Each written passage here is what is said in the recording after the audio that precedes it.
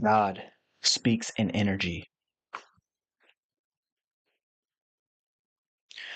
God speaks in energy. But every time you force yourself to do what doesn't feel right,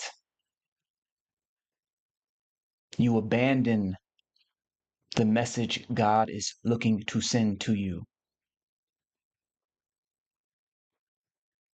which means you abandon yourself.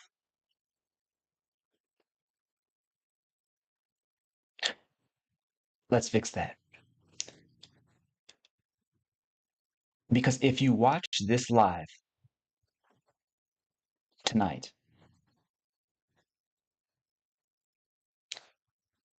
you'll never abandon yourself again.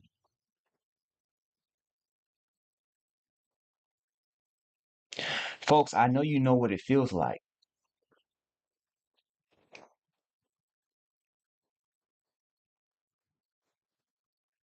when you're faced with a task that you feel like you should go do. It's a should, but something in you is telling you otherwise. It's saying don't, it's saying no, it's saying not right now, it's saying I don't want to. But too often we get into that habit of observing shoulds as if shoulds are religions,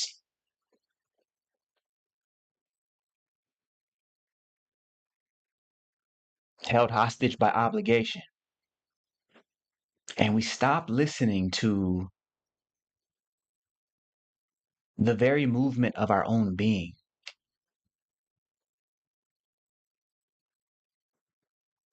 See, folks, on tonight,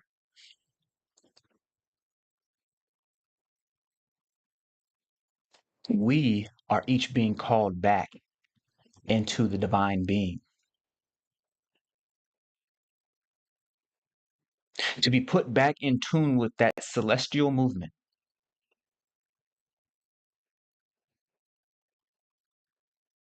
that in common parlance we just call energy.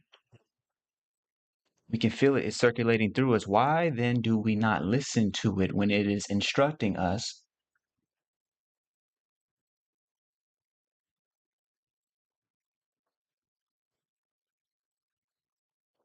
Why do we believe logic is superior to intuition? Why do we believe that sight is superior to feeling?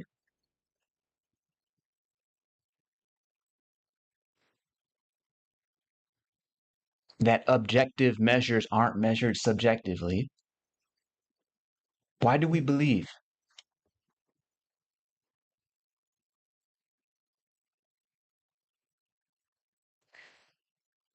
Tonight we're being called to something higher. We're being called to return, to come home,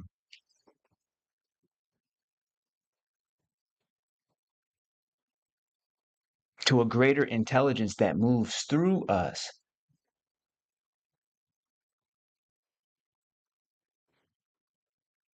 And our to-do list, our should list,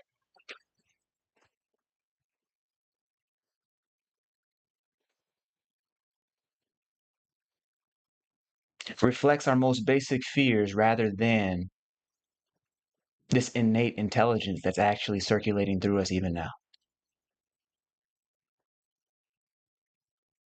Folks, we need to get to the show.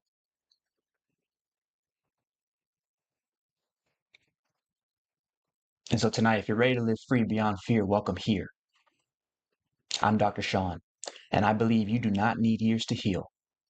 You just need one real breakthrough. That's why I invented Transcendent Psychology, and I test it in the real world, on real people, on my game show, Countdown to Breakthrough, the only game show that heals your soul. Right now, you're on the Breakthrough Live, where we break down the science of healing so that you get your own breakthrough live. On tonight's show, we're talking about moving beyond, or rather, you could say returning home to the true self, giving up the mission of running out into the world of shoulds, constantly abandoning yourself and abandoning the innate wisdom that is constantly speaking through you and to you.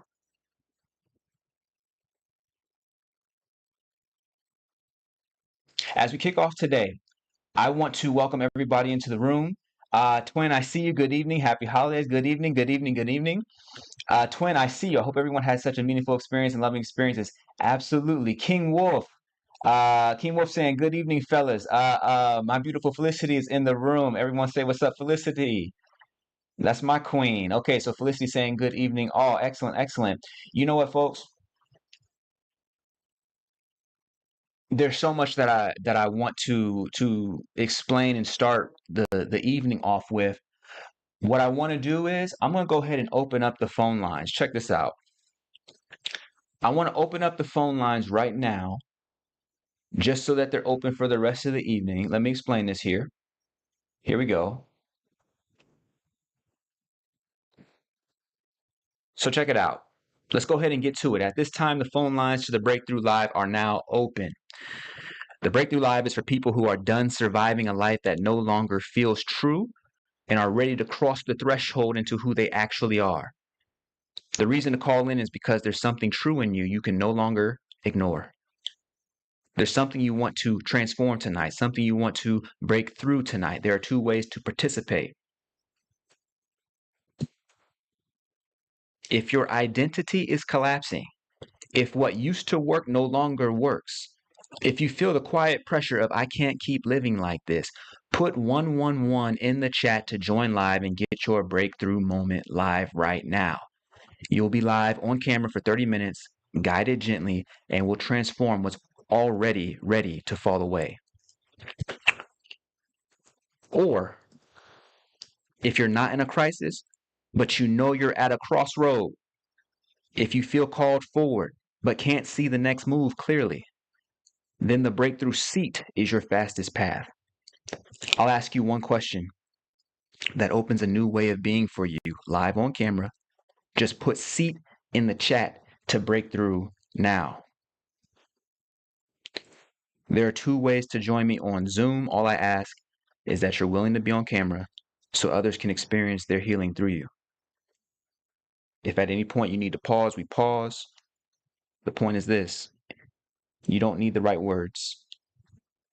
You just need to come as you are, because if something in you is done with your old life, this is your moment to break through.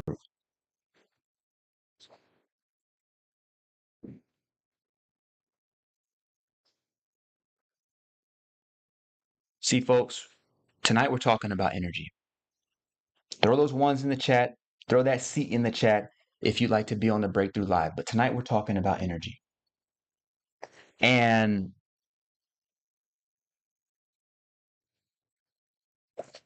I was trained by a Taoist mystic to follow what we call God energy. Since the universe is energy manifested, then to tune into the highest energy is to follow the highest path, to allow this higher frequency energy to actually flow through, guide, and direct our actions and activities, is to follow our highest path, our most natural path.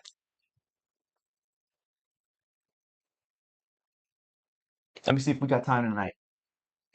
Let me see if we got time tonight. I'm about to put you on game. So check this out. Sublime, don't think I don't see you. Welcome in, welcome in, welcome in. Okay, so check this out. This book right here, this is called Tai Chi Classics by Wei Xun Liao. Okay, Wei Xun Liao. This one right here, dude, the teacher was the Taoist mystic that I trained with for 10 years. He gave me this book probably back in 2011. And the book, let me see if I can find like just a page in here for you to help you understand the gravity of what we're really talking about tonight, to help you understand the nature of mind and energy at the level that we're talking about. So This is a book all about, if you've heard of Tai Chi before, you've heard of people moving their body super slow. Like that's like the I don't want to call it fake, but like that's not the real deal. That's not the real situation. When we talk about in the true teachings of the Taoists and the original masters of the internal martial art, we're talking about understanding how to move your body governed by the body's bioelectricity, what the Chinese call qi, right? This is the idea here. And so that means when you make a movement, when you move your hand, you're not just using your muscle mass, you're not just using your deltoids, you're not just, flexing your shoulders, it's not just ordinary movement, but instead you're going to rely on the mind's connection with the body's electromagnetic field to raise your arms without the mechanical motion of the muscle. This is the idea here. So Weisung Lao, I'm just working from page 59 real quick. I'm just going to say one quick part, which is that he's saying there have been many theories concerning the limits of speed in physics. He's basically saying that at this time in history, modern science does not consider anything to go faster than the speed of light. He says, but I propound that there are numerous phenomena and energy formations that do travel faster than light waves. The high speed of the mind can alter the experience of time and space. The mind's speed can, for example, treat a period of 1,000,000 years as a mere moment. The ancient Chinese used the idea of the immeasurably high speed of mind in their philosophy of energy transformation.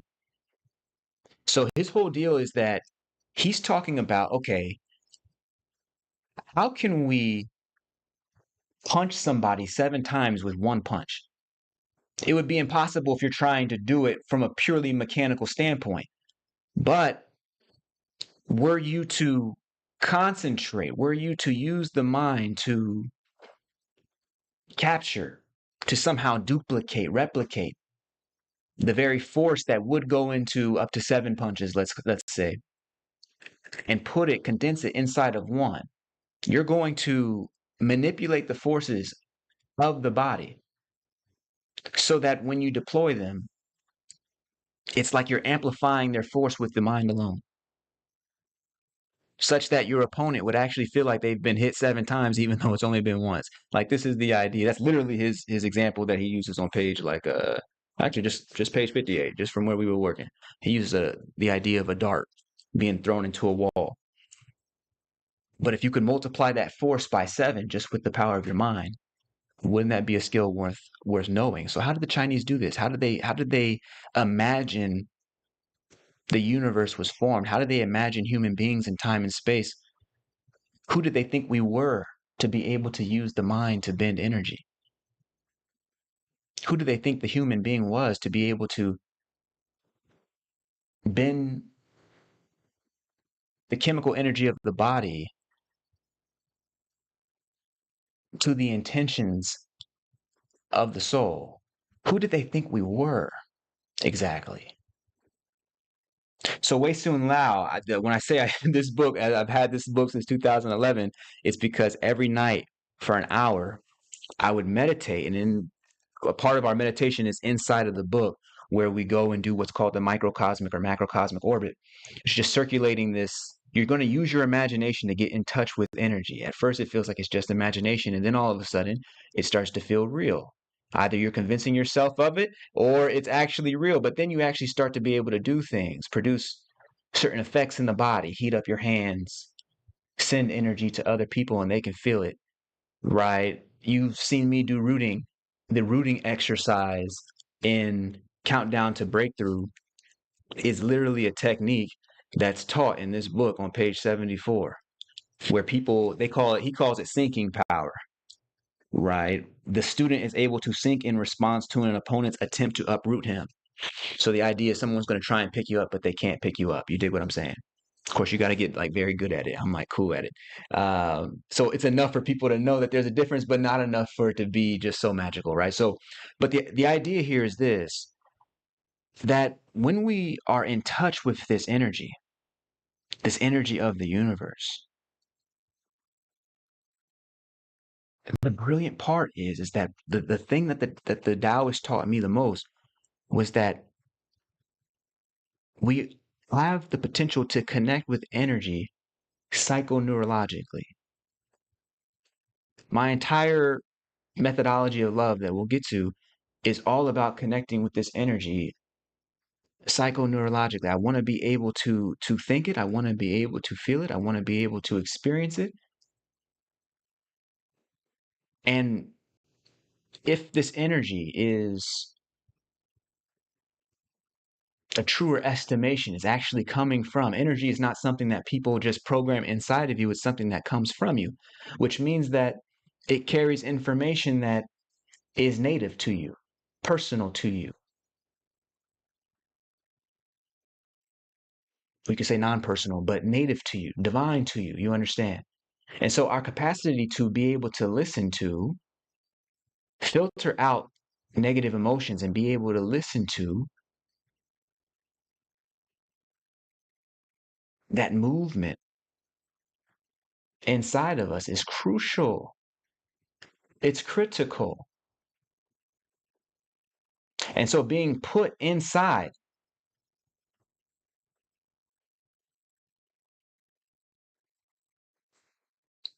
of our divine alignment to the point where we can get back in touch with this energy, this is crucial. What happens if we don't do it, though?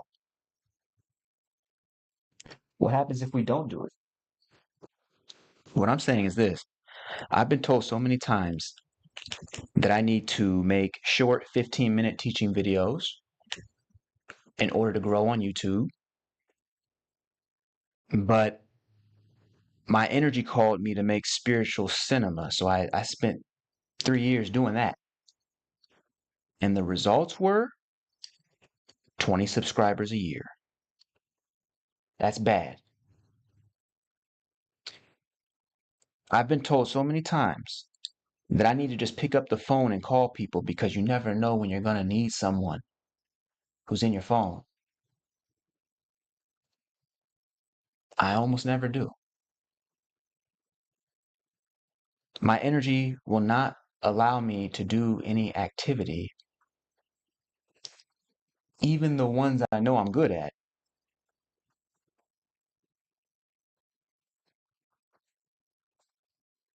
without its permission. And for the longest time, I didn't know why.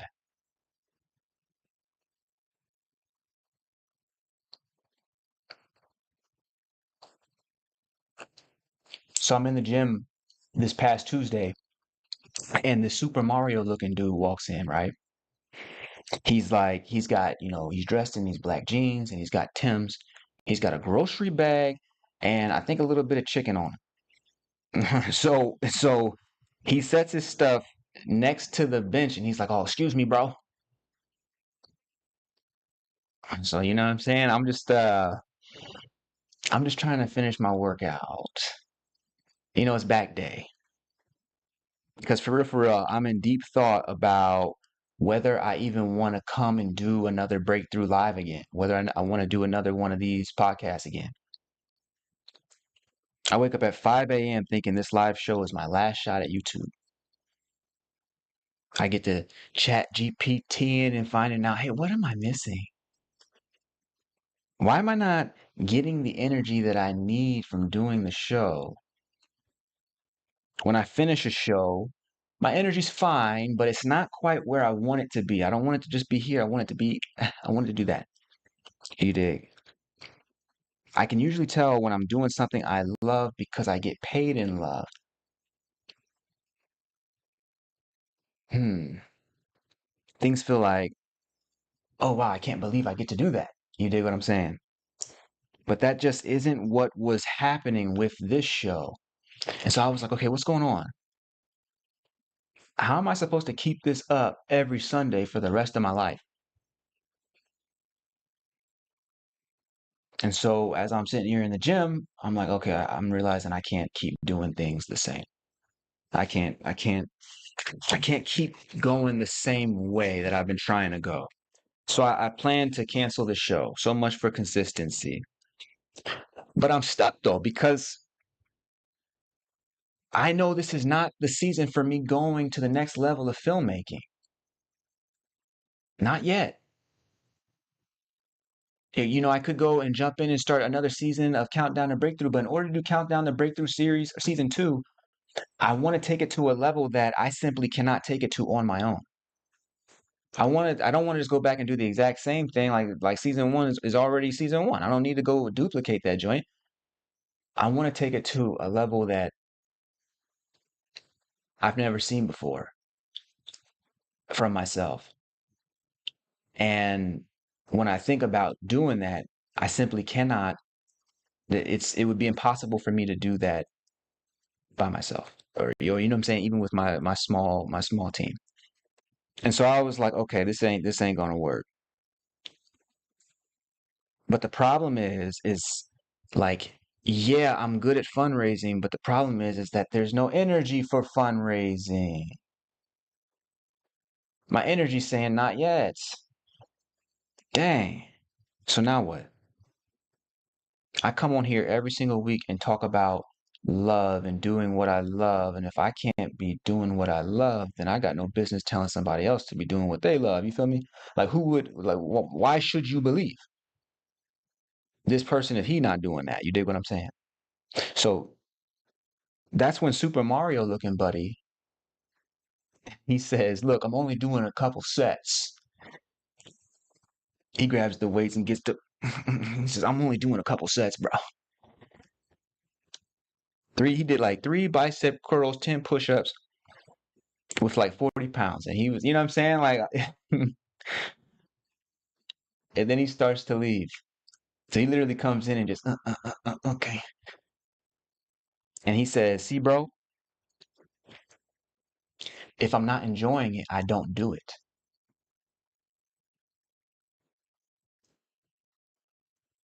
I say, I say, And so, I kind of drop my weights and I say, hey, I say, yeah, if you could apply that to all of life, that would be something. You know what I'm saying? So apply that same sentiment to your entire life, and that would be something. That if I don't enjoy it, I don't do it. Then he looks at me and he says, you know the seven hermetic principles, don't you? I was like, bro. Now I'm thinking, who is this guy asking me about hermetics while I'm blasting biceps? Who is this dude? So I'm like, all right, yeah, of course, I'm well studied, you know what I'm saying? And he says, then you should know that there's no there.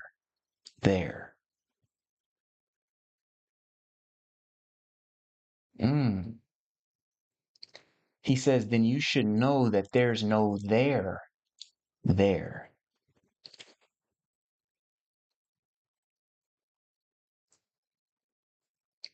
I say, if there's no there, then I better enjoy what I'm doing here.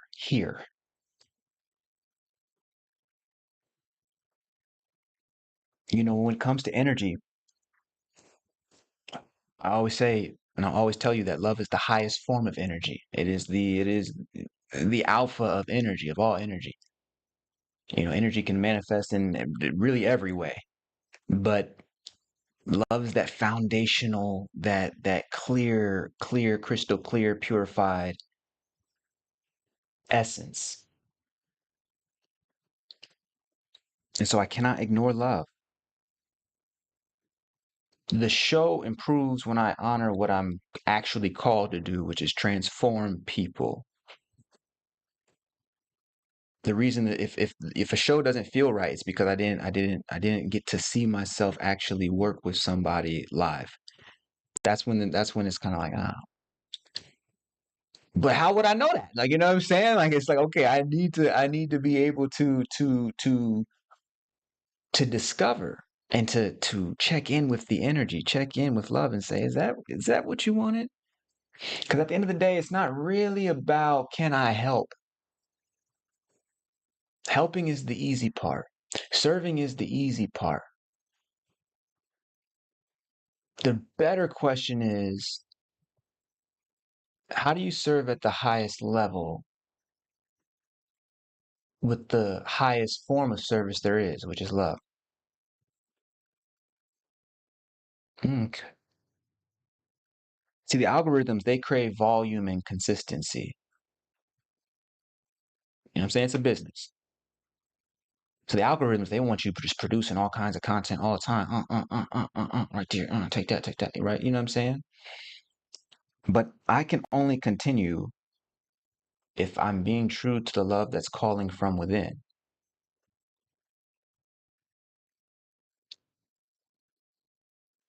And in that moment, I finally see that this show is what it is. It's a meditation laboratory where we discover the greatest psychoneurological technologies together in real time. Okay. But more than that, this show is what I would do if I wasn't trying to get somewhere else. It's not a, it's you're like, ooh, we're about to get to it. We're about to hit the breakthrough board because I want you to see the principle, the pattern, the pathway behind all this. It's not even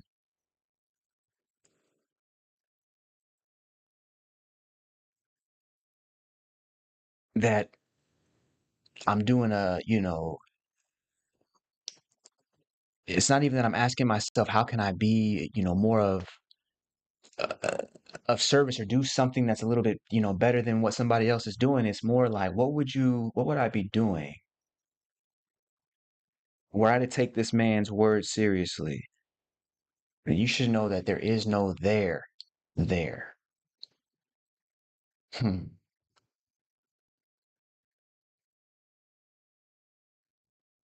Yeah, I still know I need to make adjustments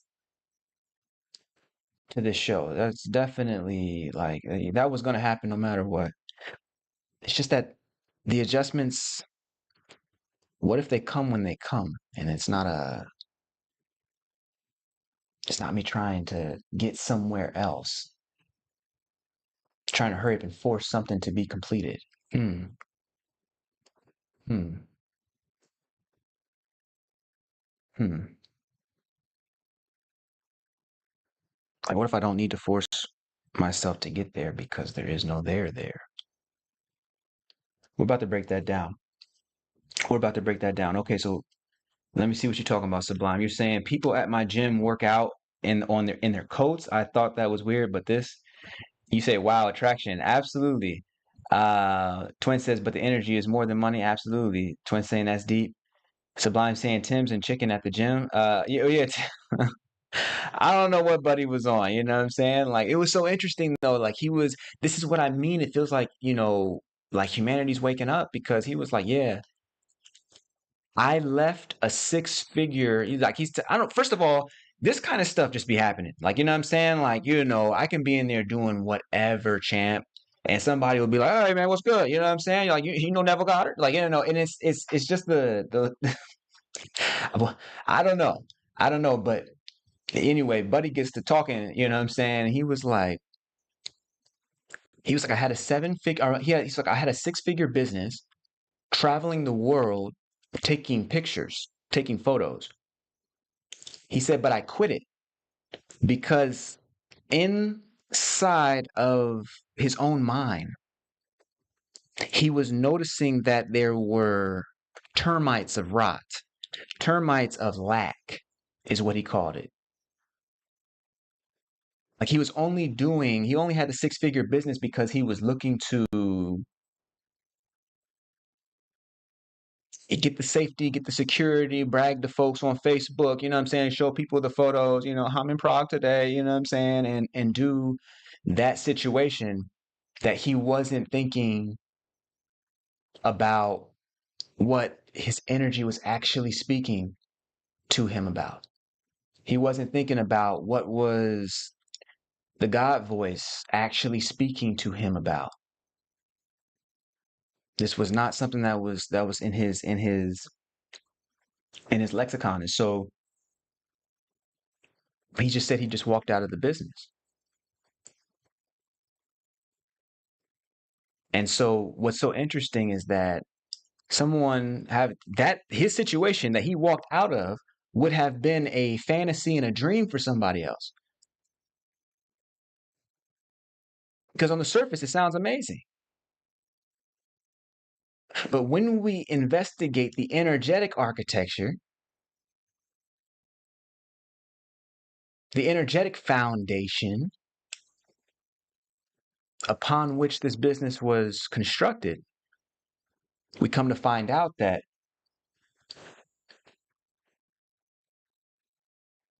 he wasn't doing what was in alignment with his purpose, with his true self, with his soul, with what God wanted for his life, with what the universe wanted, however you want to put. When I say God, of course, I'm not talking God in the sky. I'm talking the basic basis of reality. And so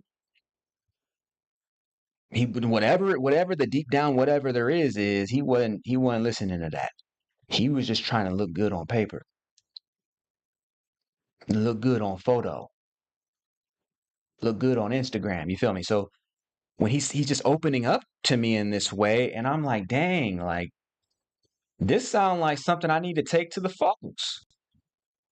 Like I mean, because I can do with a little bit of serendipity, but when it's like, okay, you're seeing your deal, I'm dealing with this certain thought for the week, and then somebody pops up mirroring my very issue back to me.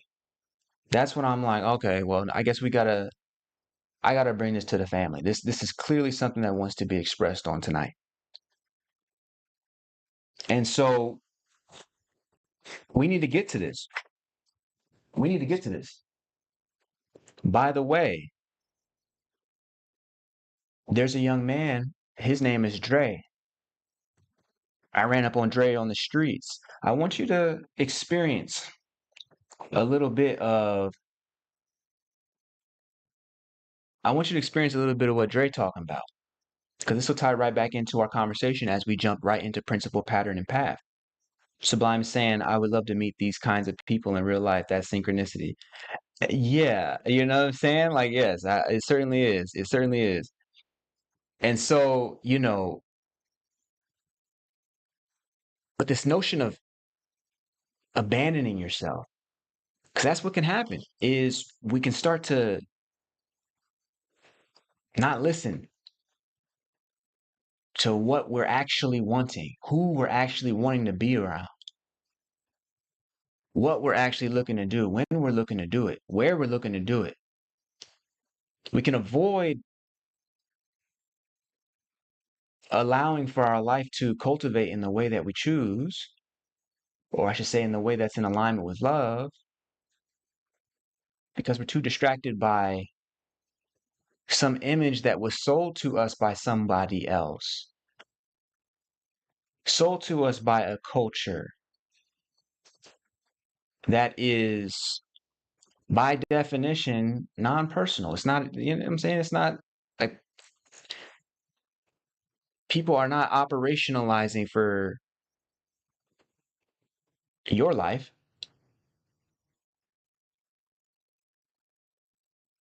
So at some point, you're going to have to step back and allow God to do that. Allow the way of nature to do that. Allow this supreme love to do that. And it speaks through energy. And so let me show you this cat because he's got a unique issue.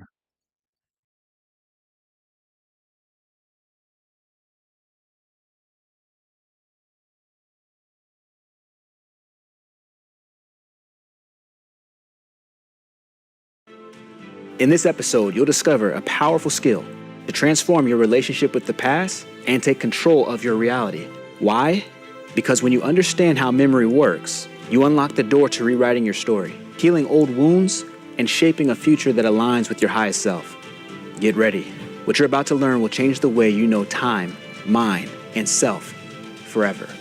This is Countdown to Breakthrough.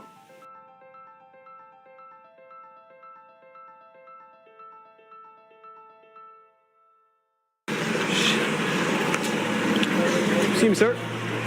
Excuse me, sir. Hello. Can I show you how powerful your mind is? We're creating a show called Countdown to Breakthrough.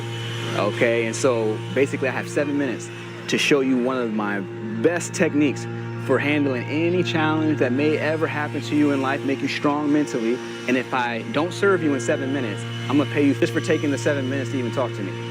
Are you willing to play? I don't really got enough time. Right? Oh, okay. I mean, 7 minutes. Go ahead, check again. Okay. Can you mic him? What's your name, by the way? Great.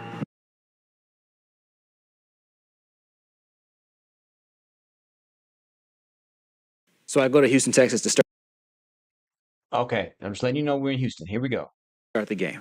We're in Herman Park today, and we're here to test the zero gravity technique on perfect strangers. The issue is, I have no idea what problems people are going to tell me about. It's off the top of my head. Just off the top of your head. I don't think you'll be able to. I don't think you'll be able to figure this one out. Okay, what you think? By maintaining the balance and peace in the polygamous relationship. Okay, so Dre got a different kind of situation going on. Okay, so check this out. I'm talking with Dre, right? And one of his ladies is right behind me. She holding the baby. And apparently she didn't really want to. I didn't, I mean, I'm saying I didn't know that he was with people. I just ran up on him. So I wasn't thinking that there was a whole, I'm saying, crew behind me, right? And so if you go and watch this episode, like she's yelling at him throughout the time that we're working together. So she's like, so I'm like trying to guide him through like this healing session, and she's like, Dre, you know what I'm saying? And so I was like, oh, and this was like this was our first day. This was our first shoot. This is our first, like, you know what I'm saying? So you're just out here running down on people, and you don't really know what's going to happen, especially in Houston. I'm in Austin, so Houston was like its own little different culture and all this, right? So, okay, cool. But what's interesting about Dre is like Dre's having problems with dating two women at the same time, right? A monogamous, a one-to-one relationship. A lot of y'all married, those have their own challenges. Now you start bringing new people in a culture that is not uh, built we're not really instructing our children on how to actually exist well in these relationships, how to live well and love well in these relationships. And so now there's a whole bunch of different sorts of learning that you have to do independently of social structure, right? So it's not like you can't like call your parents and be like, hey, what did you have to do when you had two wives and they were both fighting? And you know what I'm saying? Like it's because it's not a part of the cultural pattern in which Dre grew up in. A lot of things he's having to discover for the first time. Okay. See, his energy is telling him one thing, but he's not taking time to decipher it. So by the time I'm catching Dre, he's experiencing confusion. By the time I'm catching Dre is experiencing confusion.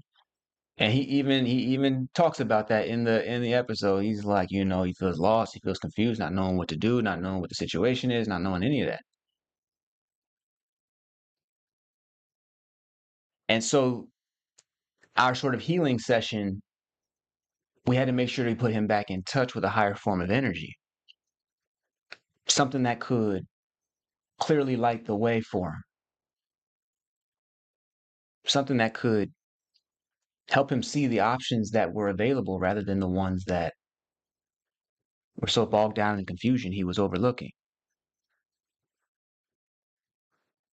But it gets at this notion of, as we're living, if we're not paying attention to energy, if we're not knowing how to pay attention to energy, then we will abandon ourselves.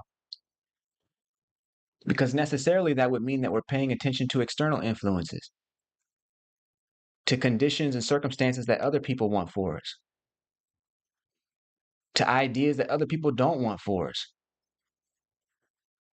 Either way, we're moving away from what is self and moving toward what is other. And we experience this fracture in identity as a result of that.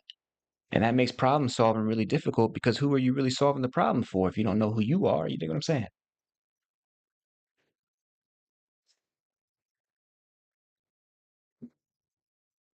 Okay, so Sublime is saying, Lord, why do you say now Sublime, why are you saying that? You know what I'm saying? Like, why are you saying that? It's certainly an interesting situation, but what I'm saying is that we all experience this in our own time, which is why today's principle, pattern, and path is so crucial. Let's get to it.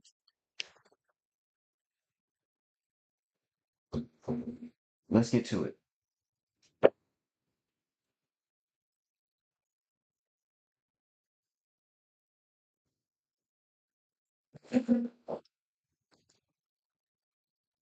I like working from principle. What I find is that if I can understand the principle behind a thing, then I can reason and find my own solutions based on that principle.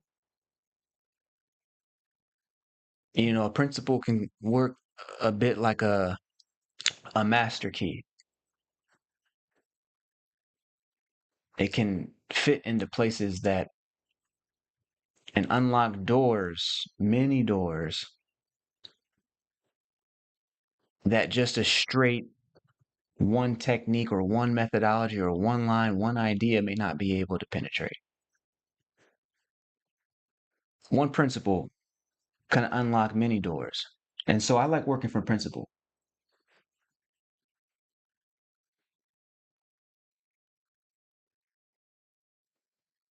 And so today's principle is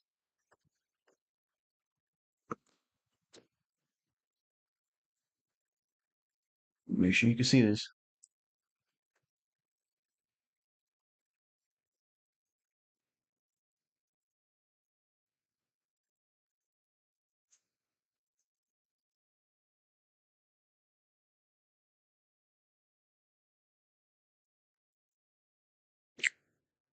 Today's principle is that there is no there.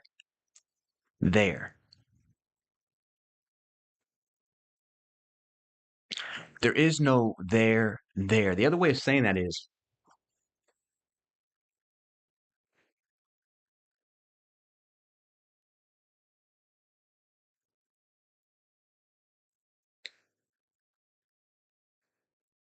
that all energy,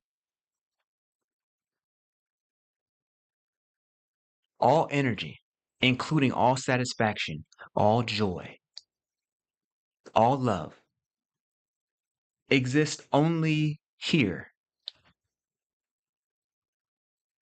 which means it exists only now. The principle is that all energy only operates here, only exists here, because there is no there. When you think about time and space, let me see if I can actually draw this out for you. I'm gonna draw this out for you because I need you to be able to get this and have it be something that you understand for the rest of your life.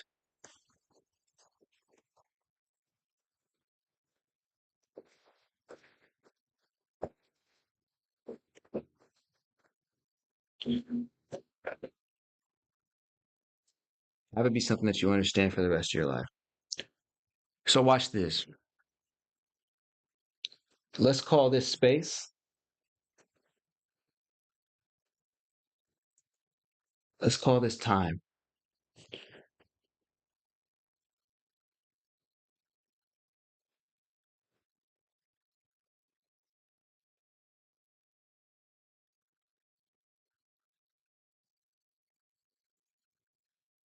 Boom.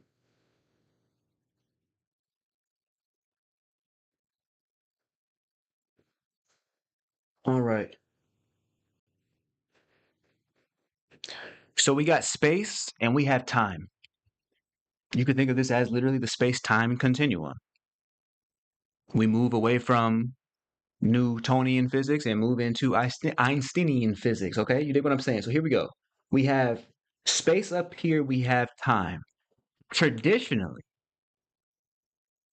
we say, okay, we'll start here in Austin, Texas, and we'll go there, which is Houston, Texas, or anywhere else, right? We think about ourselves traveling from here to there. And some people will say, "Oh wow, if I can just leave the city that I'm in behind,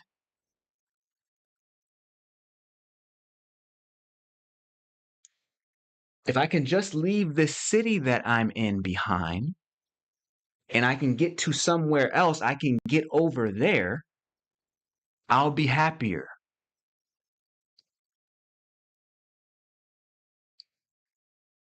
But let me ask you, what happens when you actually move in physical space from here to there? Let's say this is Austin, let's say this is Houston. What actually happens?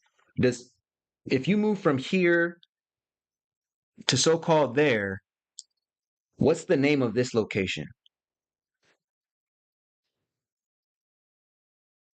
What would be the name of that new location? Have you actually arrived there from your personal experience?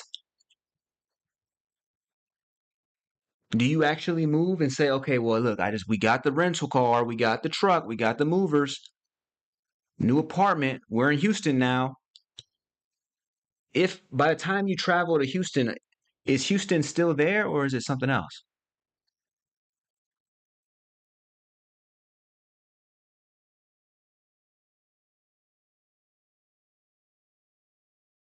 Felicity's throwing in the word. That here to there, it literally just is.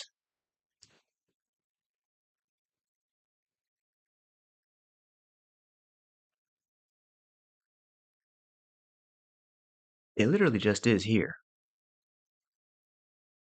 Which means that you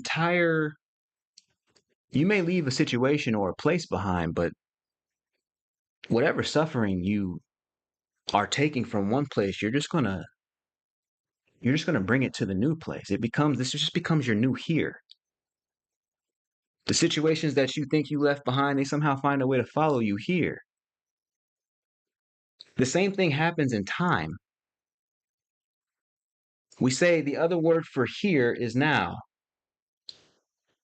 People think, oh man, if I can just get $1 million, if I can just do, if it could just be 5 years in the future, my success is coming in the future, and therefore I'm just trying to get there.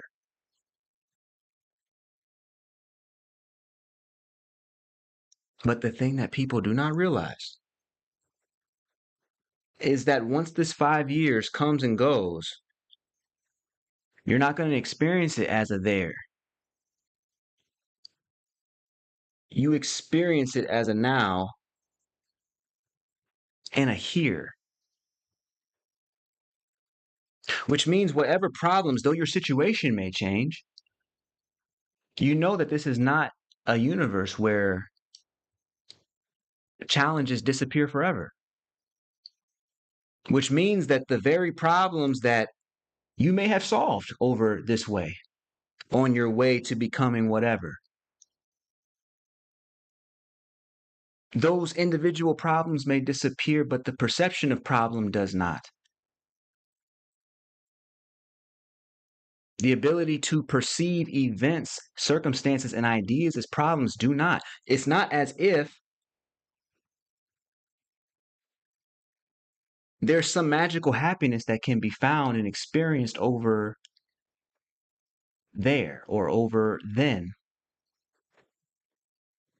Because we never experience a place apart from ourselves. Which means if you haven't handled the suffering here, you can expect that it'll be there when there becomes here. You dig what I'm saying? And so If we were to move and exist in a reality where we say, you know what? I don't want to deal with this anymore. Not in the sense that I don't need to plan anymore, but I just don't want to deal with the notion that the future is going to save me. I don't want to deal with the notion that some movement is going to save me. Even if those things are necessary, that's fine. But I know that when I get to the there that I think is better, what I'm really left with is here. I'm still left with myself. I still have to live with myself. I still have to live with me here. However much external situations change. Okay. So our principle is that all energy, it only operates in the here. Because the there that we think we're moving to, it never comes. It never arrives. When we get there, it's also still just here. Which means the methods and modalities that we use in order to treat energy in this present moment will follow us into any moment in the future. That's why our first principle tonight is that all energy only operates here because there is no there there. This is crucial.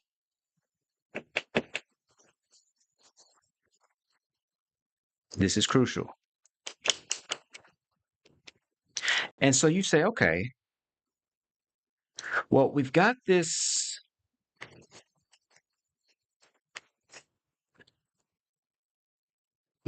principle, but what's the pattern behind it? Like,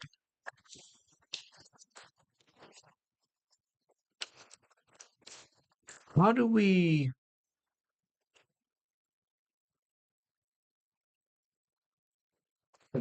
how do we understand the thinking that gets us into trouble in the first place? What's the actual pattern the mind is falling into in order to forget this most basic of truths? That when the future comes, it is now. That when we move anywhere, that new there becomes here. That future time becomes here, becomes now.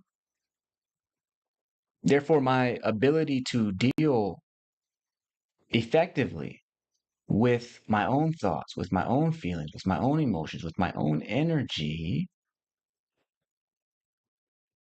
is the true asset that I carry with me, regardless of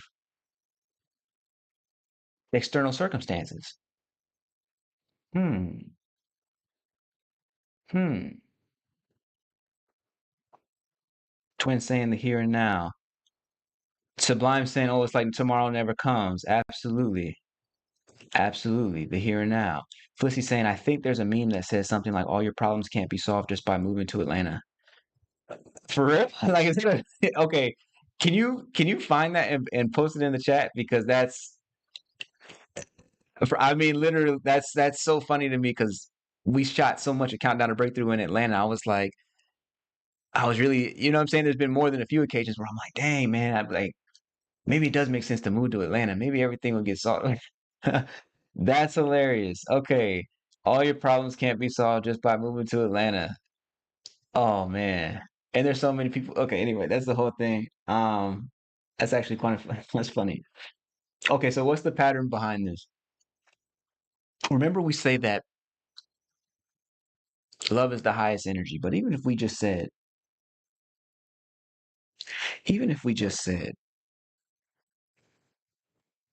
what the Chinese Taoists were saying, here's the pattern.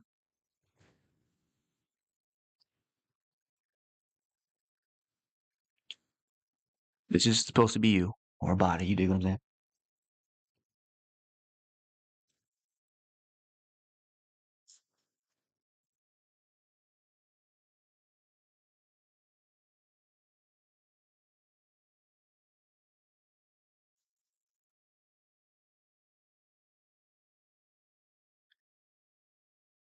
So here's the pattern.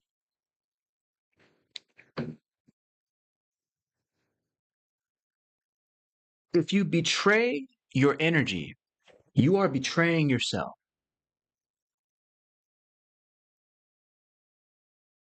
If you betray your energy, you are betraying yourself. Betraying your energy is defined by trying to do, forcing things into being,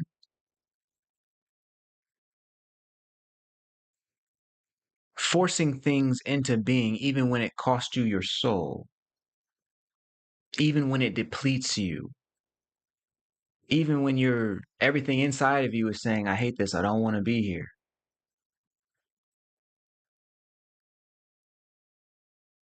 I'm talking about when you're forcing yourself to get things done because you think you should.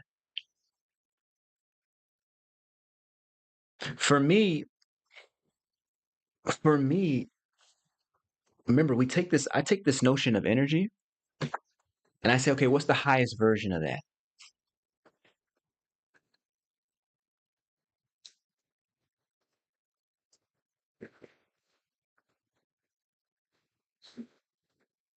I say when you betray love, you are abandoning yourself.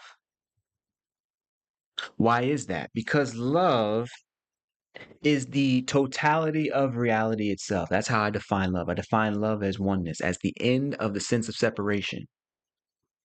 When we say we love somebody, we're really saying that we feel one with them, we feel connected with them, if the love is genuine. And so, because of that, you cannot partition love away from yourself, which means that this voice, if you're listening to the voice of love, will tell you exactly what this one needs to do. But if you're listening to a list of, let me see if I can put them up here. If you're listening to a list of shoulds, put an S. If you're listening to a list of shoulds, you're listing out a series of oughts. I ought to do, and you're betraying your own energy. You're betraying the signals. You're betraying the signals that you're receiving from within. You're betraying this love frequency. Oh, you can go ahead and call it quits because you've just abandoned yourself. That's the pattern. What happens is we start getting overcome with this list of shoulds and start forcing ourselves to do things that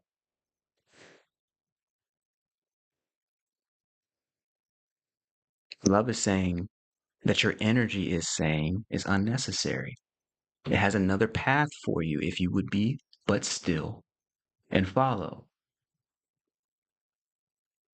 And so we want to make sure that we're understanding this pattern. This pattern happens when we get that snag in the mind, when we start doing things because we think we should. And just like Super Mario Bro from the gym, I didn't catch his name. I almost kind of hate to call him Super Mario Bro, but he kind of, he was kind of in that mode.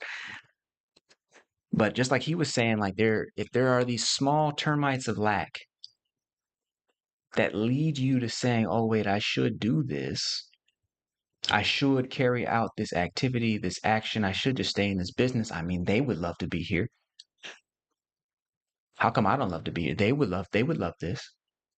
They would love to get this access. And so based off of what we think somebody else would enjoy, we say, oh, I think we should stay and continue. That's betrayal of energy. And at the worst level, it's a betrayal of love. You dig what I'm saying? So that's our pattern. That's our pattern. But what's our path forward? We know our principle was that all energy only operates here because there is no there. And we see that the pattern is that if we betray our energy, we betray ourselves. If we abandon our energy, we abandon ourselves.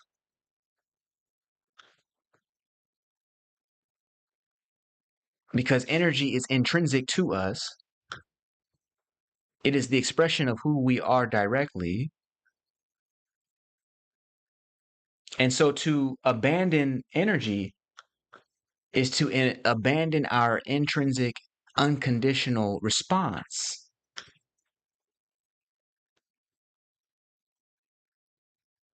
The highest form of energy, of course, is love. And so if we're abandoning what we actually love doing, we are abandoning our unconditioned, highest response to life. Trying to force what works, even when it costs you your soul. And you'll know that you're caught in that pattern. You'll know when you're caught in that pattern because it'll feel like energy is draining from you.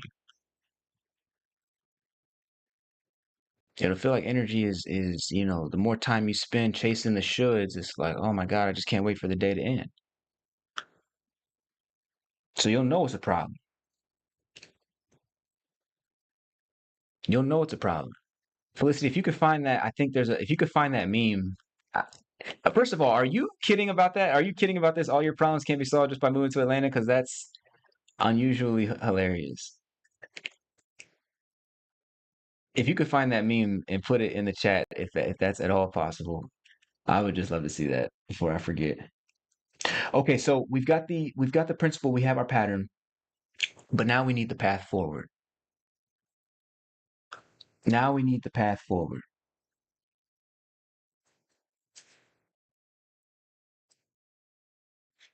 And the path forward,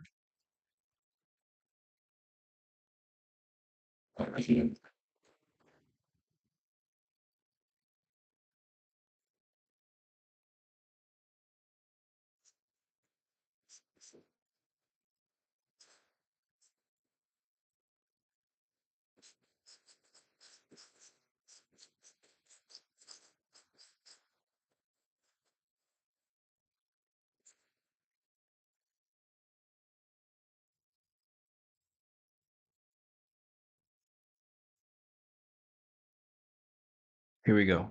The path forward is this.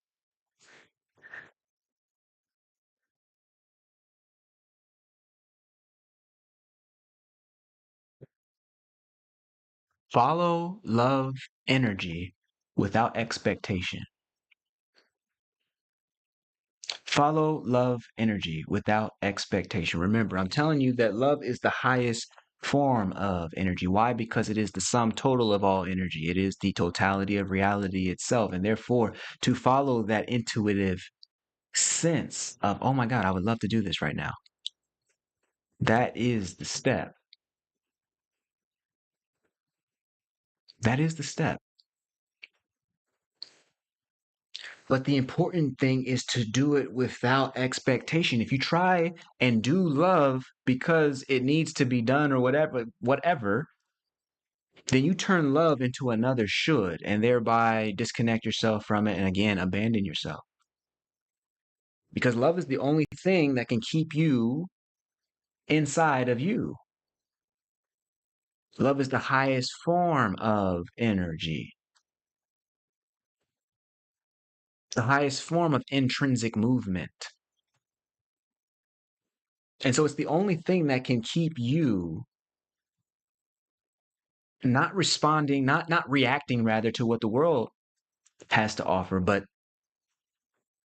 instead moving forward with the light that you feel is true.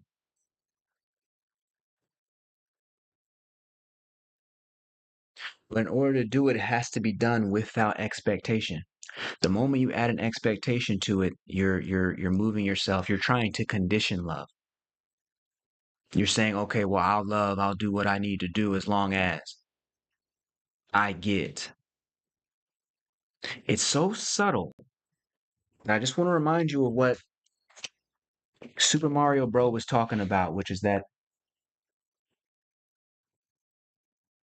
it's the little termites of lack. It's the little termites of expectation that I should do this thing in order to get this other thing. For me, remember I was just telling you about my whole, week or whatever. I'm thinking like, what makes me sit here tonight?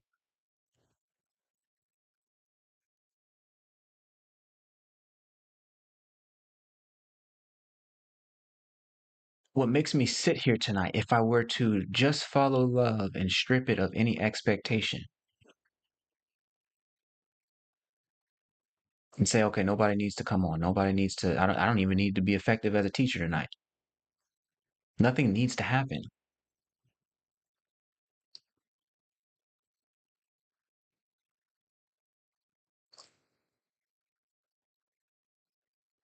Were I to sit in that and ask myself that, which is what I had to do before coming on live, the answer that I get is one word. I'm gonna write this down for you. One word.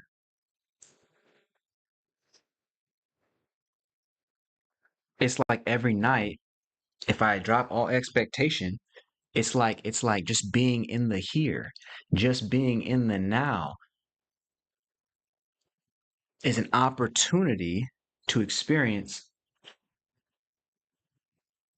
satisfaction, pure satisfaction.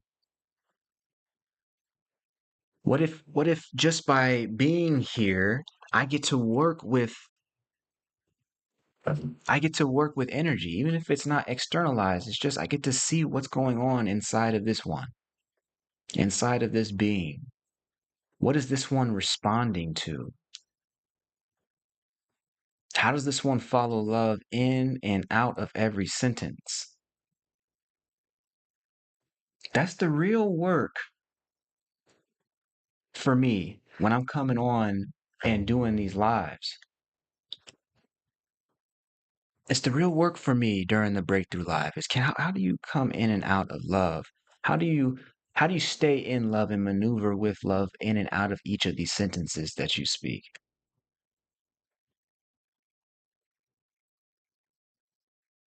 And can you sense the satisfaction of just being here now? Like doing things because you're here now. There is no there. If there was nothing else coming, if this was it, if this was it,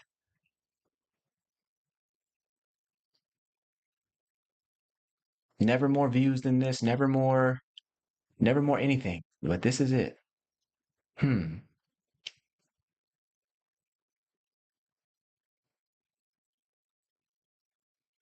Could you just love here?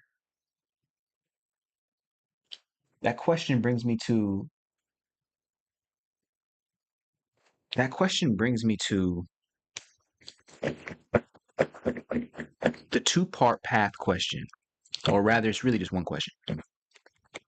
I think a lot of times we're asking ourselves, will what I am doing work? And we ask ourselves a super, I know for me specifically, I ask myself a super expectation heavy question. Will this work? Instead of asking this question,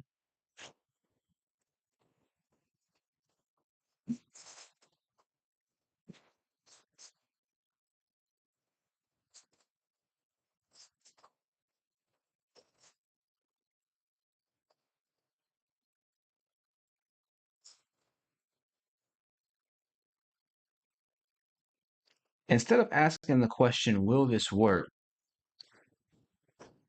Start asking the question,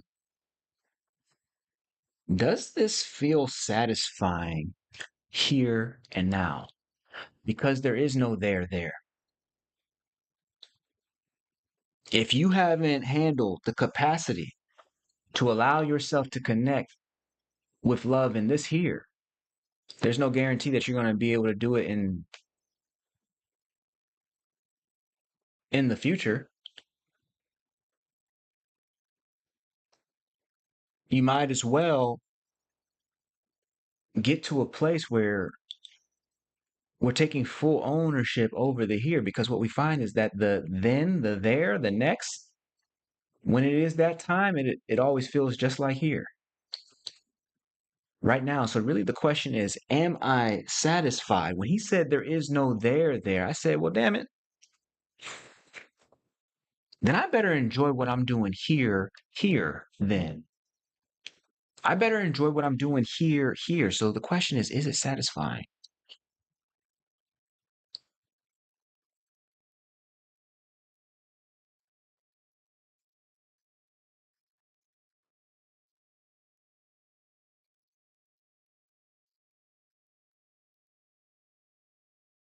I go into instant meditation because right now I want to know, checking in with my own energy,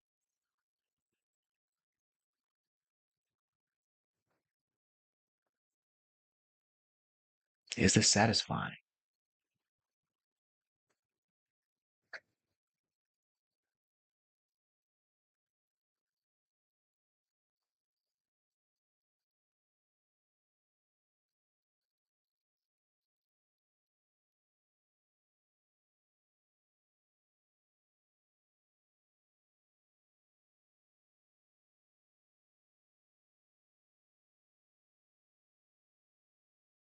And right now, why don't you check in with your own energy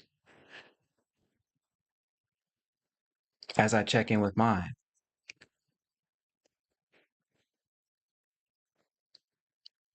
And we imagine a world where there is no there is no special future that's coming to save us from ourselves.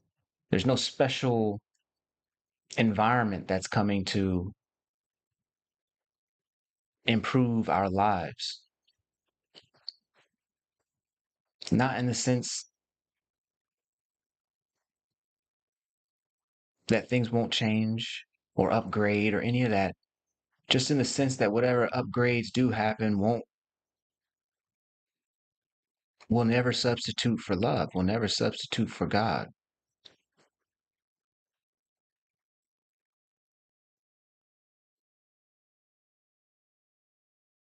They can never be what we think they're going to be.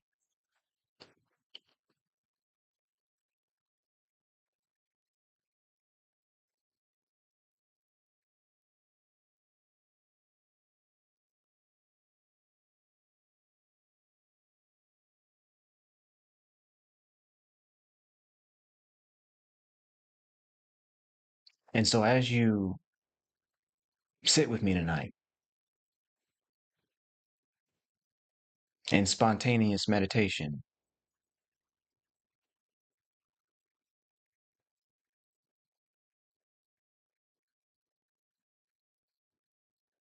our goal is simply to look inside and witness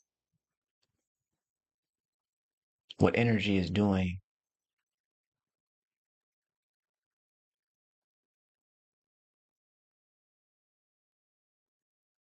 Our goal is just to witness what energy is doing. Take a moment.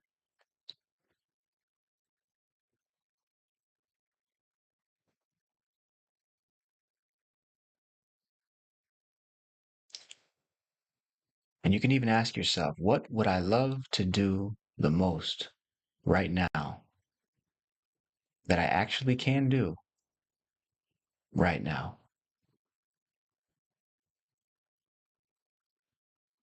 Listen for the answer.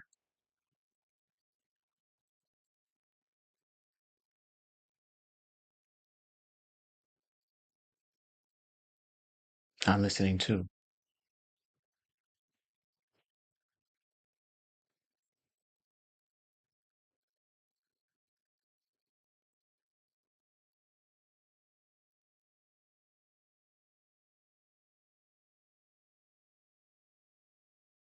Because the more that we can get in touch with this energy, this love frequency,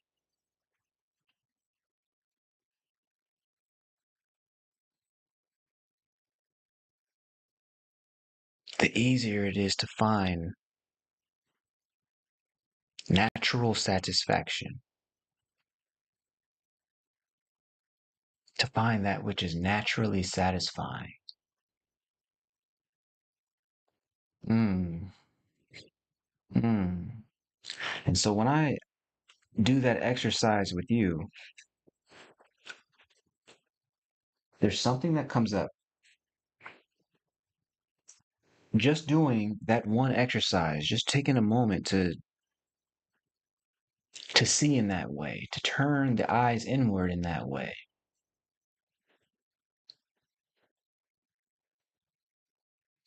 It made me want to do something like this. Let me show you something. I'm gonna pull something up for you. Oh, here we go.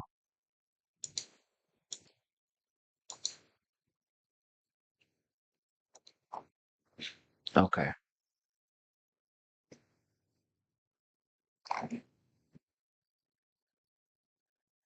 So check this out.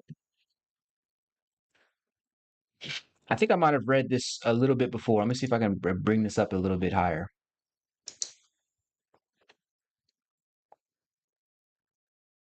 Taking the time to check in with this energy is what I call moving from. This is the love book, by the way. This is the new joint that will be coming out at some point. Well, I think it'll come out.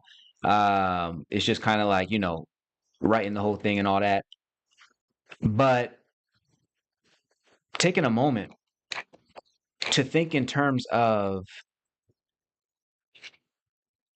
love energy. It's the difference and distinction between thinking about analysis based thinking and frequency based thinking. I just want you to be able to see this. I'm saying that human beings are evolving beyond mere rational systems of problem solving. We're moving to frequency based thinking, reasoning that's based on energy processing skills, the very skill that we're working on tonight. People are beginning to realize that with the onset of artificial intelligence, the only genius decision left for a human being to make in this world is to be happy and live a life they love. Everything else can be outsourced. As a result, humans must enter a higher order of thought that takes us beyond the variables we can document with our own intellects.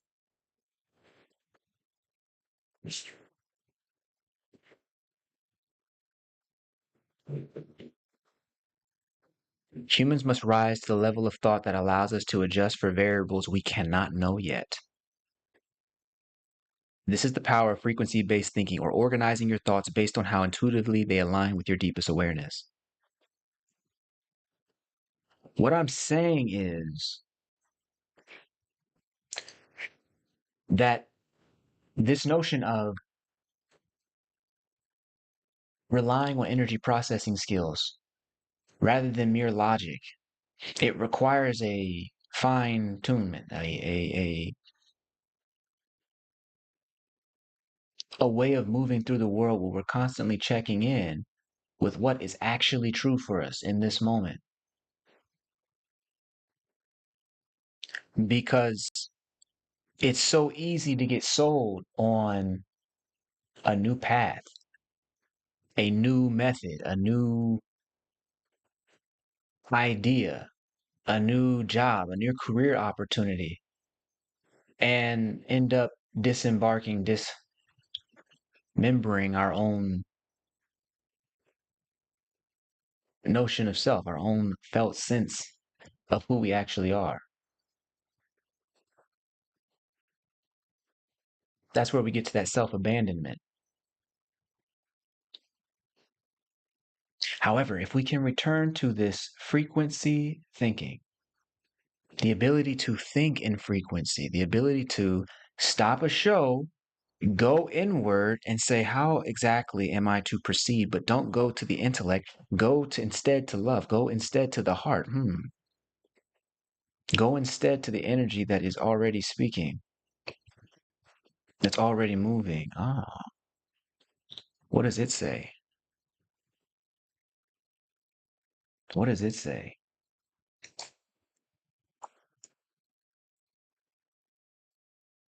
What does it say?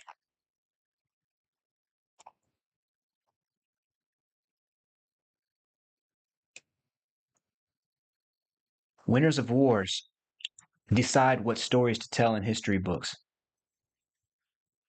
They decide how much money to print for citizens to chase after. They decide what the laws and rules of any society are. They decide which type of people are the enemy and which type of people are the chosen. People that win wars get to have social dominance over others.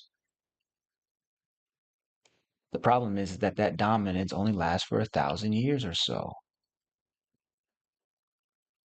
These people become temporary victors. And it's coming to my attention that I don't really think that there's been enough, certainly no philosophical underpinnings that would suggest that humans can move beyond the way that we've structured society before if we're willing to elevate our thinking.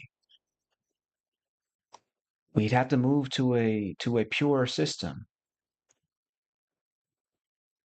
something that works a little bit more naturally than what we've been used to.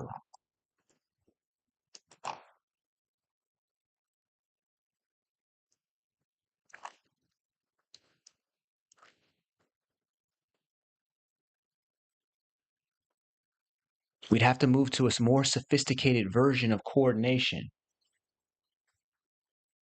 And so the example that I give right here, let me see if I can pop this up for you.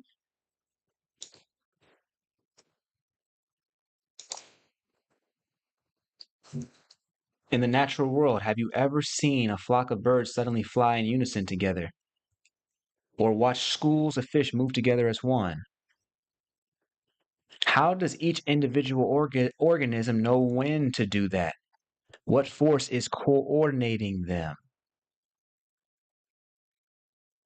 What I'm saying is that these creatures, I'm saying that these creatures are responding to frequency, they're responding to energy. This very broadcast is only possible because of the information that is carried on energy, on wavelengths, broadcasted directly to wherever you are in the world. What I'm saying is that God speaks in just that same way. Only the screen on a television set is not the interface, only our hearts are the interface. It's where we get the instructions from.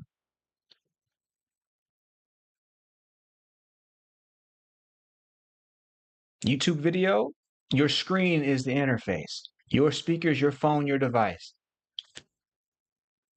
Still the notion of energy traveling, frequencies traveling, carrying bits of information that create a coordinated message that you can hear and apply to your life. That is still the case when it comes to the Most High, when it comes to how nature itself operates, except that the interface for the human being, I'm saying, is inside of the heart.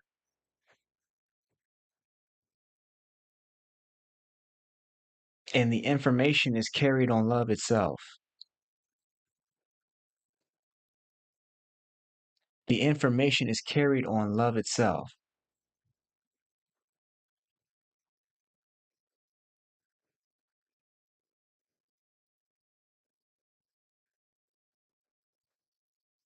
And therein is our opportunity.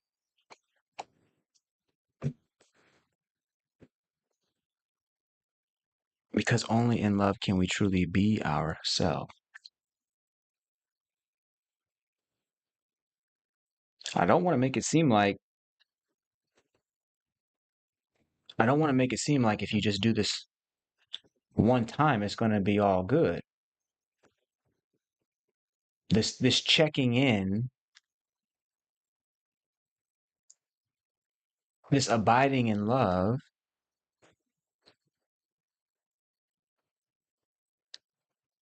it continues. It's a process where we're constantly coming back to love and allowing it to decide our next steps. Inevitably, there will be times, just as I had this past week, where it's like, wait, man, is this right? Is this kind of right? Is this? So what?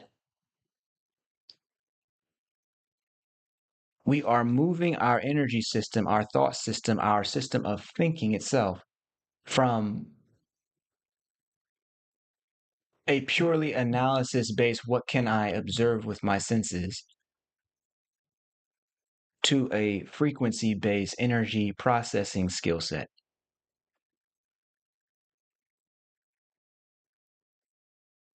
And we can always get better and better and better. This game is infinite.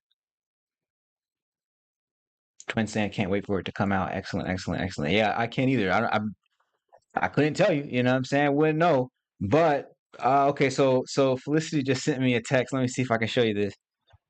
Uh oh, it's actually not. It says. Okay, here. Let me see if I can. She did send me this. Black people always think moving to Atlanta and Texas gonna fix all their problems. Okay, this is hilarious. And but what would be funny though is like, what were the comments underneath this video, underneath this post? Because that's hilarious. That's hilarious.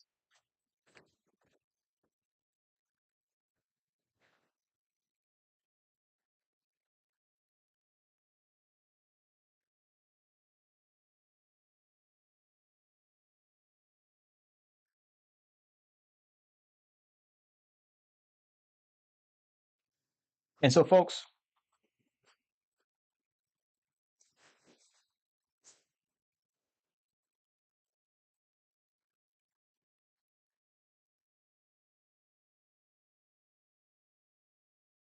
our opportunity tonight is to make sure. Oh, shoot, you hear that? Oh, hold on, hold on. Hey, look, we got Breakthrough Turtle who just decided to come through. Breakthrough Turtle, you come right on time, champ. Let me see what you got going on for today. Ah, Breakthrough Turtle every single week comes and provides us with something that tends to be on message. And this week he's bringing us something that says this. Twin putting the turtles in the chat. They putting the turtles in the chat. Breakthrough Turtle saying, I have learned not to worry about love, but to honor its coming with all my heart. Alice Walker. Breakthrough Turtle saying, I have learned not to. He's giving us a quote by Alice Walker that says, I have learned not to worry about love, but to honor its coming with all my heart. I have learned not to worry about love, but to honor its coming with all my heart.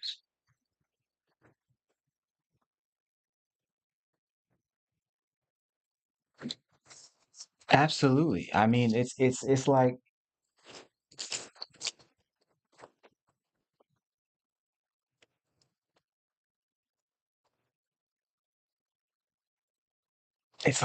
if we can just place ourselves into that vibration, so many other things get easier. Like everything else gets easier. And at first, I don't think you can force it. So it makes sense for her to say, that she wants to honor its coming as if it has to decide to come to you. What I'm saying is that we are actively choosing to deepen ourselves in oneness in the here and now. We're actively choosing that. Actively choosing. Another beautiful one, Breakthrough Turtle. What you got for me? What you got for me? So outside of Breakthrough Turtle's mouth, remember, Breakthrough Turtle will bring us the breakthrough message. This is where we watch a random passage, and no matter how messed up or how amazing it is, we have to be able to pull a message out of it that's relevant to our discussion today. And so Breakthrough Turtle always selects the category, but we need you to actually give us the door. So right now, I'm gonna go ahead and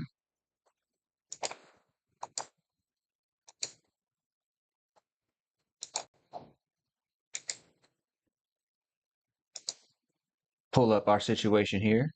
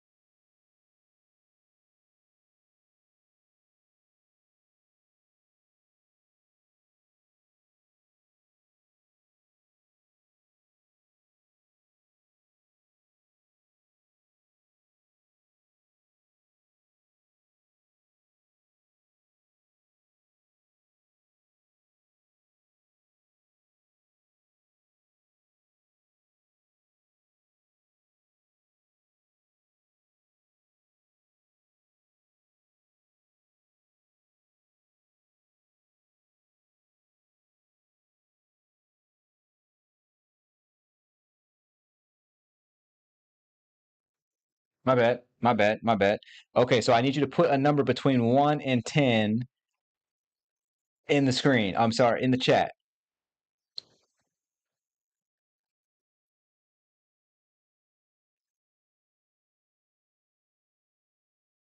Okay, so we got an 8, we got a 9. I need to get my calculator out.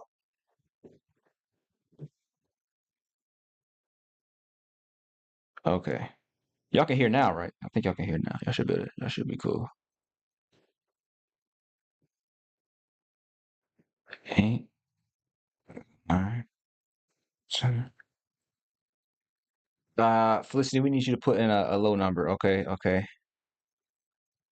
8, that's 9, and 3. All right, cool, cool, cool, cool, cool. So what I'm getting is door. I'm getting door number 7. It's I guess 7.6. So what we could do is like round up to 8. I'm getting door number 8. Here we go. Let me see if I can hit this real quick.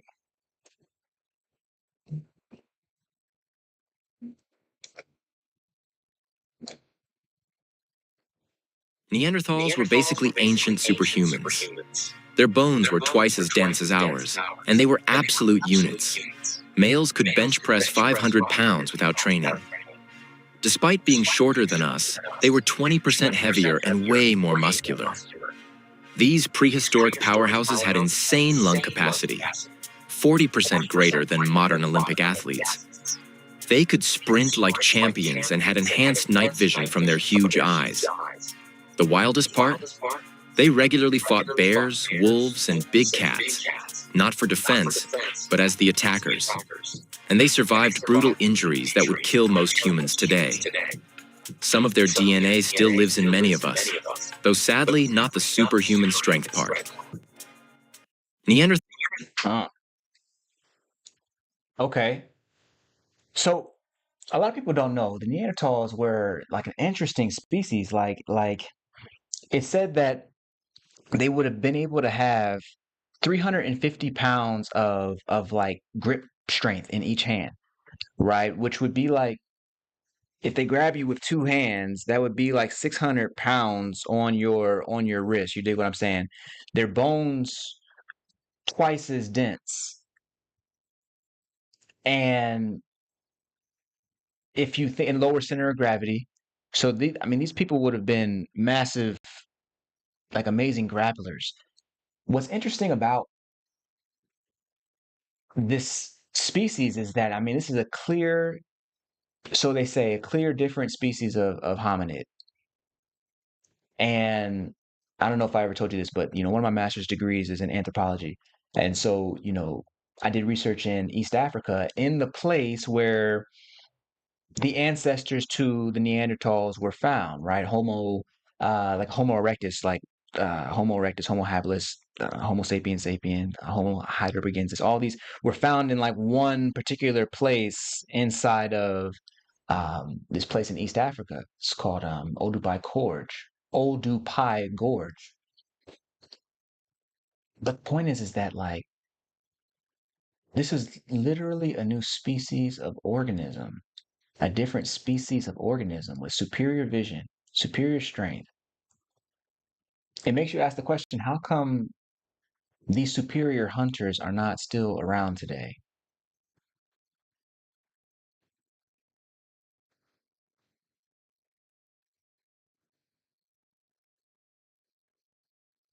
Some say it's because they didn't learn how to coordinate effectively in order to deal with the arrival of the Homo sapiens sapiens that entered from Africa into Europe. But there's no doubt in my mind that we would not have been the ones hunt. Like they have bows and arrows, they got spears, they got the same type of equipment. It's not like there was a gun invented at this point in history, and so I mean they were the guns. So it's just interesting that like superior weaponry doesn't guarantee longevity. The ability to use violence doesn't, the one who has a superior capacity for violence doesn't always guarantee longevity. I wonder if there might be something that we can take from that today,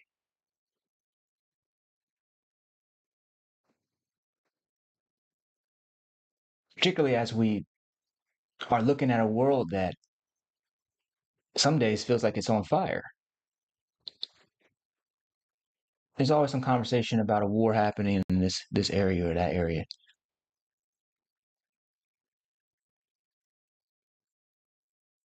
Could we decide to define our lives by a deeper impulse, a higher form of coordination, to attune ourselves to an energy that would coordinate our steps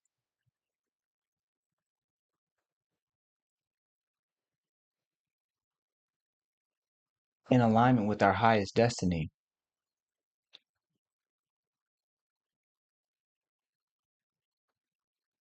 and so cause us to give rise to a new sort of organism, a new type of being.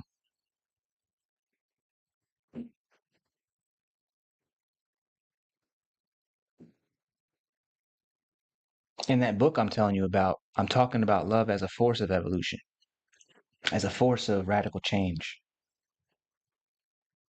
And that if we are to align ourselves with it, we change ourselves at a DNA level and we call forth a being that we don't know fully what it would be like. But I call it Homo amorous, the being of love. Hmm.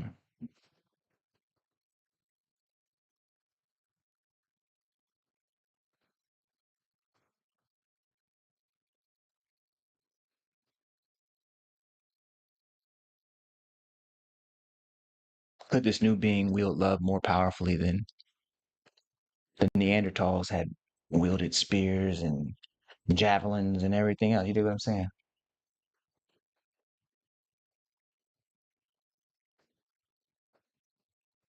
I'm thinking there's a higher system of coordination here.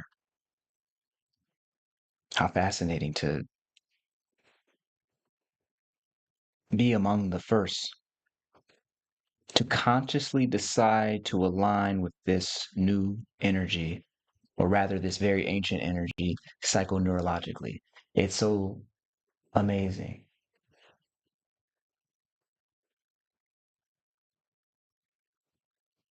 And so, folks,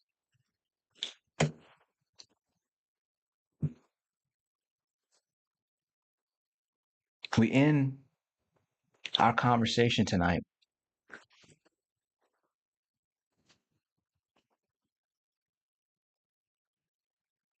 by becoming aware of energy itself, by putting ourselves into the place where we can align with the greater forces of the cosmos, where we can feel them, where we can sense them. So I want to do a continuation of what was our spontaneous meditation from the beginning of, or from the middle of this show. And I want you to close your eyes and take a deep breath with me.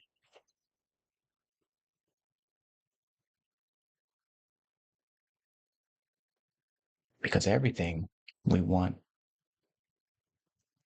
because all healing begins when we are aware.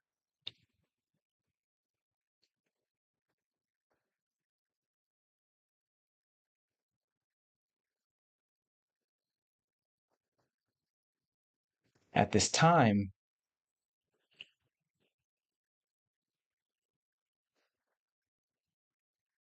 take your awareness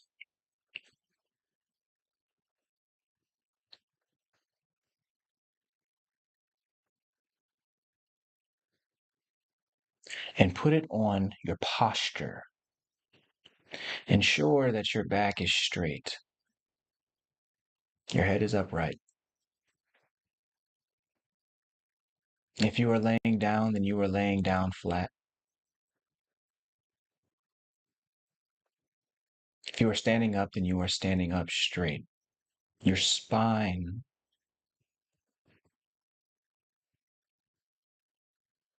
your posture is upright.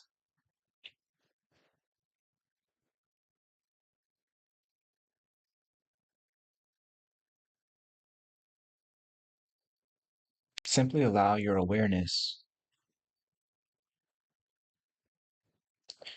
to become aware of the darkness behind your eyes.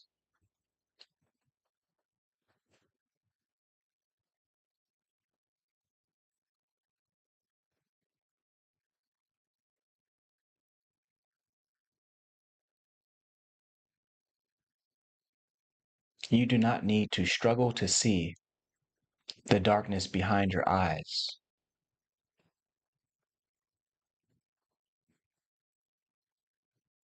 You are simply aware of the darkness behind your eyes.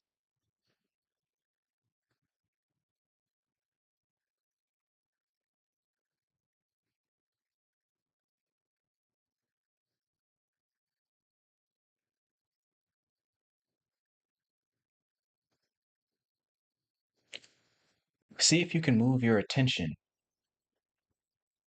from the darkness behind the eyes down into the belly button, the space 3 inches inside the body,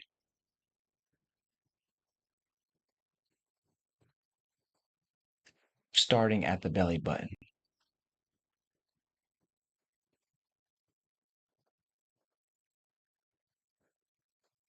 Simply allow your awareness to fill up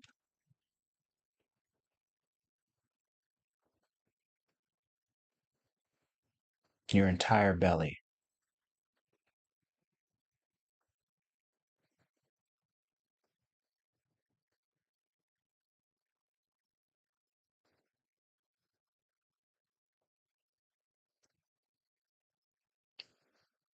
Steady your attention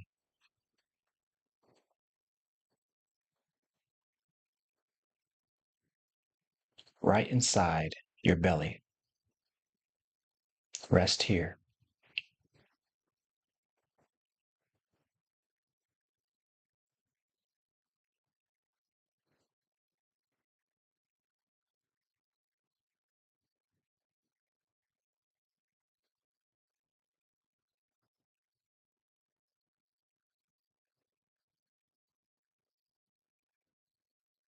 When thoughts appear to you,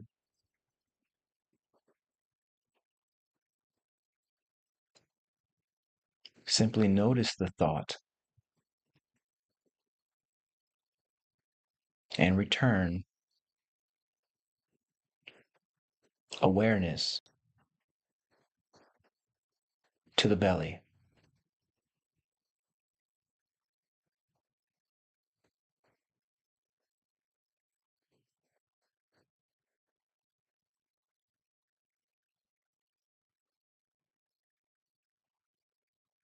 When thoughts appear to you,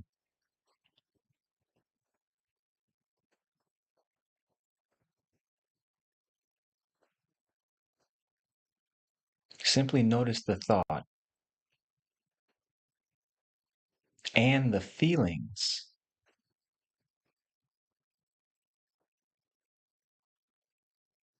attached to the thought that appear for you.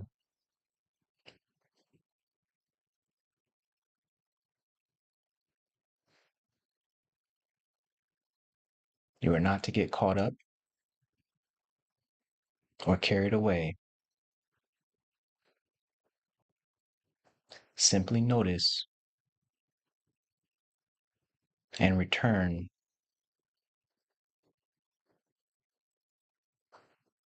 to the awareness, placing your awareness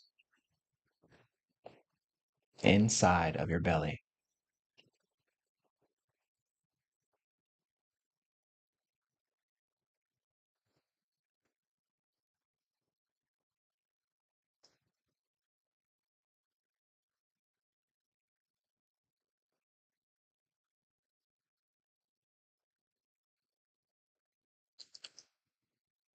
Though your attention is inside of your belly,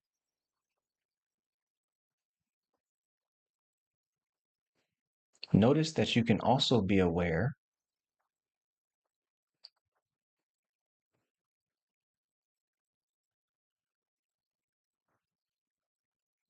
of the thoughts and sensations that are appearing to you now.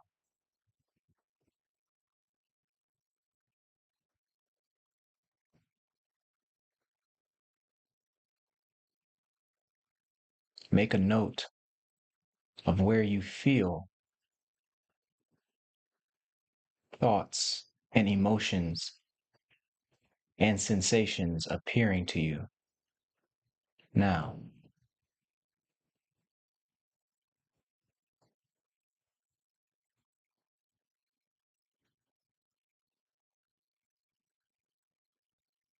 You are to simply notice and return to the awareness.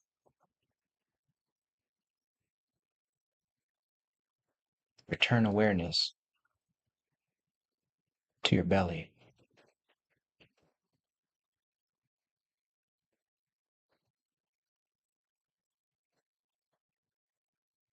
Rest here. Simply open to all that appears.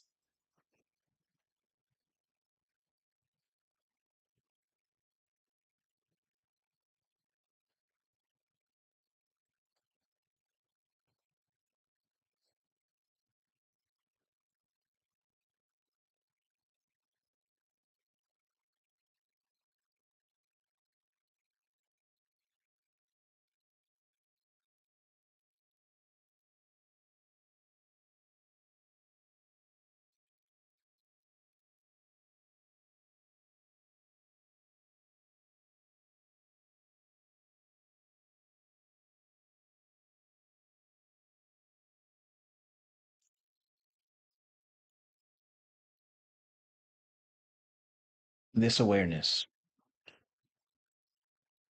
this space,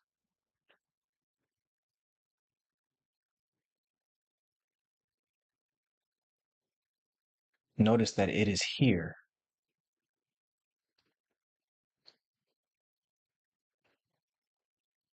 and only here.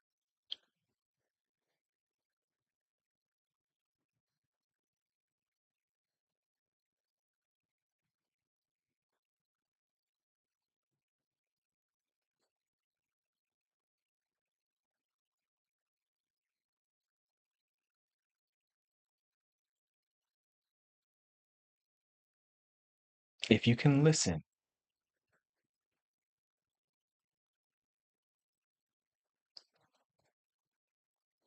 to what emerges here,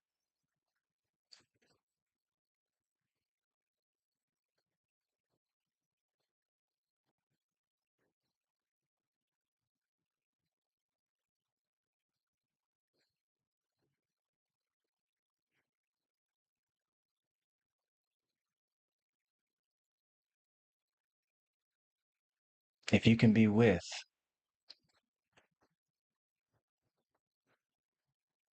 simply what emerges here,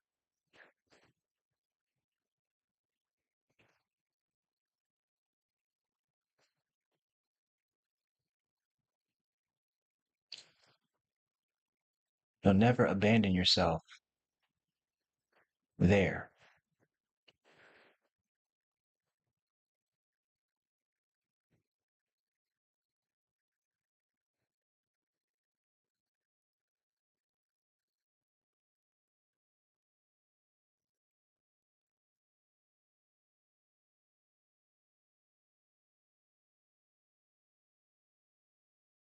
For all of you is here.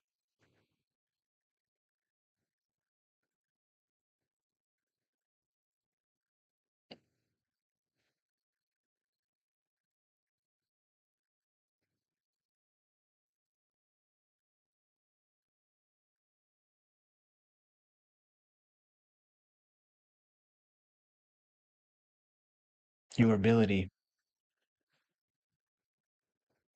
to pay attention to what is here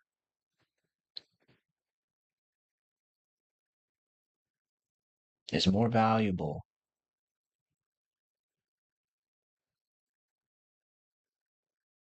than any thought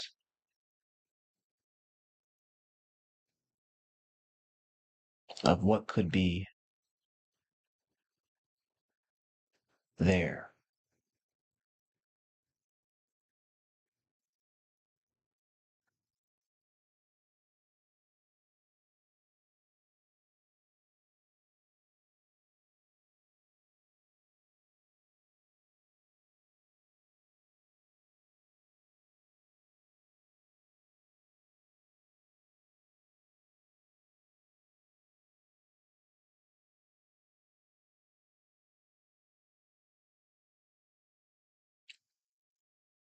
Take one deep breath with me. Inhale,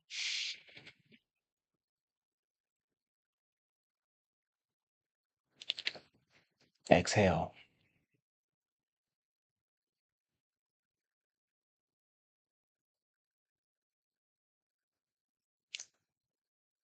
And when you're ready, you may open your eyes.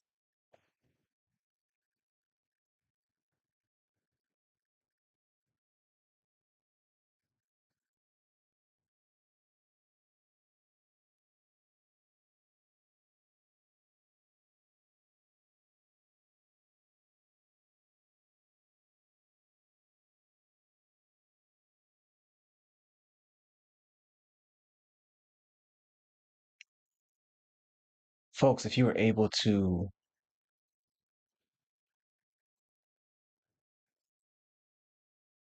sit with that meditation,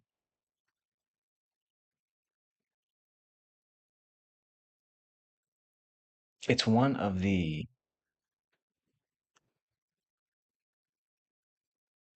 cleanest ways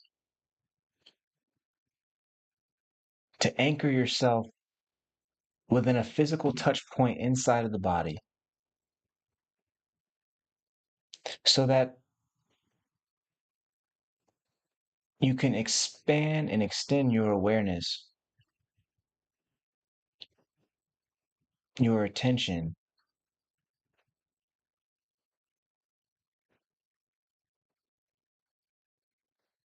in such a way that you become aware of thoughts and you become aware of feelings and you become aware of emotions that are attached to the thoughts.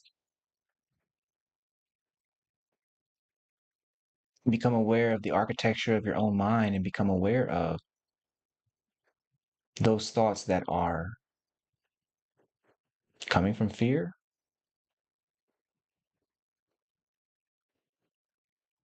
and those thoughts that are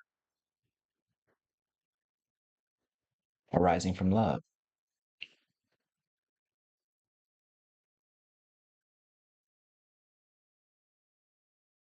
At no point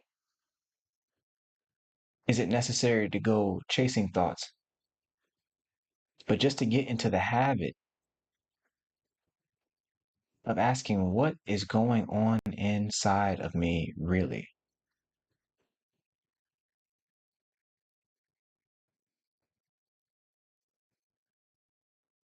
Allows you to reconnect with energy, reconnect with who you are,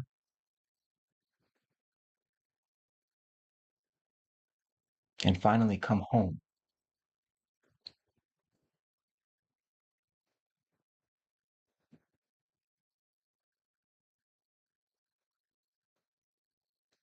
And so,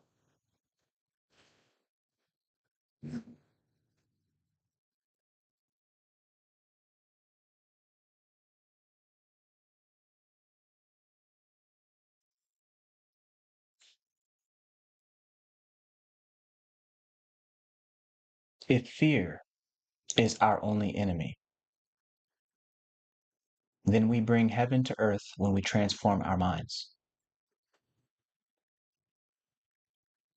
I'm Dr. Shawn, and we were not sent to impress our people, we were sent to transform our people into a light for the world. For God's universe opens to all who believe in breakthrough.